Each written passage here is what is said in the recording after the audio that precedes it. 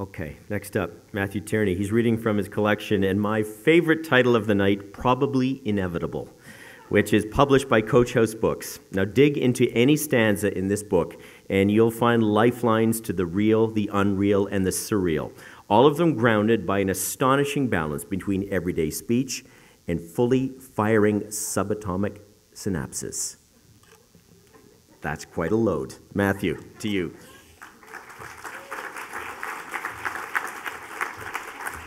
Thank you very much. It's quite an honor to be here. I'm going to read one poem for you tonight. I've been to a lot of weddings recently in the past 10, 15, 20 years, and there's always that, 30, no, not yet. There's always that point where you wonder what to get the young couple. You sort of gauge how much money to spend on based on how well you know them. But what I've come to learn is that what every young couple, what they really want is unsolicited advice. That or a carbon monoxide detector, and both of them are in this poem. It's called Carbon Monoxide, Alka-Seltzer, and a Slow Pitch of Acceptance. I know your now husband like I know Altoids unholy smolder on my tongue. In black tails he turns out tall, a square shooter, gut proud, premature baldness compensated for by guffaws plus goatee. His 1-2 punch of girth and mirth makes him a prized specimen, a sexual dimorphism, a fearsome receiving line end. Your suffix for Saturdays to come, able, as in hog and amen, ply and stuff. Marriage-worthy, my wife whispered, to hush me mid-ceremony. I hadn't spoken. Under canopy fringe and ion-charged on cumulus hills, roughened by gusts off the 18th green, a thought bubble, soft-boiled the words fair and way is all. How germane to the exchange of vows, cueing your act two, the unheralded high-voltage zig in upper spheres, the mean, free path of the career-wise 30-something.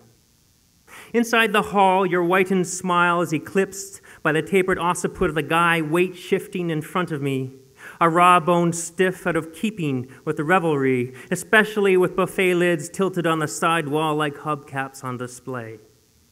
The man's dark gray tip-top fabric, dandruff erecting a megalith along his collarbone as air kiss after kiss soar like helicopters over your cheeks. Welcomes, congrats, so happy days.